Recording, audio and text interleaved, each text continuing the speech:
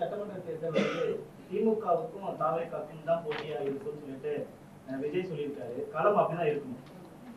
நானே ஏற்கனவே நீங்க கேட்டப்ப அண்ணன் பழனிசாமி தலைமையில கூட்டணி அமைந்தால், ஏதோ தனிப்பட்ட வெறுப்புல நான் சொல்லலை, பழனிசாமி அவருடைய கேண்டிடேச்சர் 21லையும் தோத்து போயிடுன்னு அப்போ என்னை அணுகினவங்கள்ட்ட நான் சொன்னேன். அரசியல் அனுபவம் வாய்ந்தவர்கள் திமுகவை எதிர்த்து நாங்கள்லாம் ஒரு அணியில் வரணும்னு சொன்னப்போ, நான் அது நடக்காதுன்னு தெரியுதும், வயதில் பெரியவர்கள் அனுபவம் மிக்கவர்கள் சொல்கிறப்ப முயற்சி செய்யுங்கள்னு சொன்னேன்.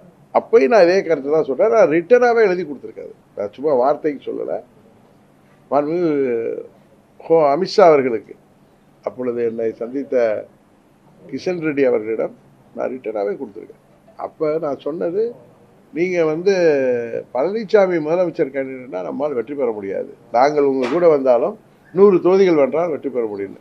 இன்றைக்கு இந்த 5 ஆண்டுகளில் பழனிசாமியின் செயல்பாடுகள், அவருடைய ஒரு கட்சி தலைவராக, ஒரு பொதுச் செயலாளராக அவருடைய தவறான செயல்பாடுகள், யாரை பார்த்தாலும் பயம், ஒரு தலைமை பண்புனால யாரையும் எதிர்கொண்டு, இப்போ கட்சியில் எந்த கட்சியில் பிரச்சனை இல்லாமல் இருக்கும்.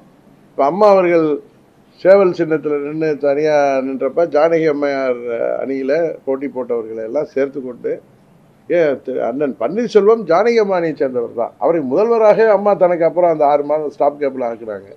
அப்போ ஜாஜேங்கிற எண்ணம்லாம் இல்லாமல் 91 தேர்தலில் எல்லாருக்கும் வேட்பாளர் இருக்குது. ஆரம் வீரப்பன் அண்ணனையே கூப்பிட்டு அவருக்கே இணை பொதுச்செயலாளர் பதவியெல்லாம் கொடுத்தாங்க. இதுபோல் அம்மாவை தாக்கி பேசியவர்கள் எத்தனையோ பேர் இப்போ கூட அங்கே இருக்காங்களே, பழனிசாமி கூட, வளர்மதி அக்கா, அது மாதிரி மறைந்த MK பாலன், ஈவன் அண்ணன் காளிமுத்து, இவர்கள் எல்லாம் இது போன்று பல பேர் அம்மாவிற்கு எதிராக இன்னும் தனிப்பட்ட முறையிலேயே, அரசியலெல்லாம் தாண்டி தனிப்பட்ட முறையிலேயே பேசியவர்கள் கூட அதெல்லாம் அம்மா அவர்கள் புறந்தள்ளி விட்டு புரட்சித் தலைவர் ஆட்சியை கொண்டு வர வேண்டும் என்பதற்காக தன்னம்பிக்கையோடு அவர்களை எல்லாம் சேர்த்து அவர் பண்ணார்.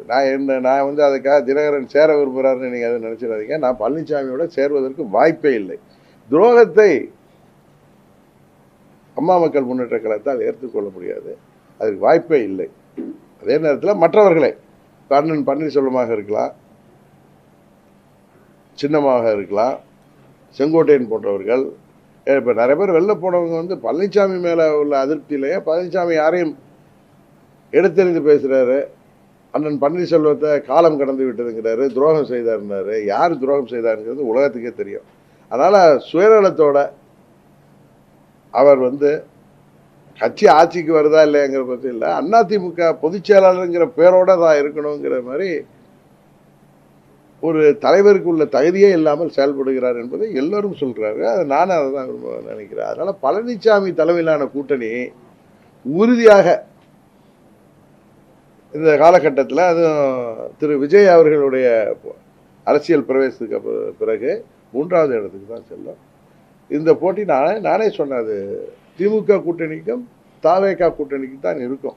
அது புதிய கட்சி, இவர் போய் அவர் கூட போகிறதுக்காக நான் கூட போகிறேன் இல்லைங்கிறதெல்லாம் நான் முடிவு செய்யவே இல்லை.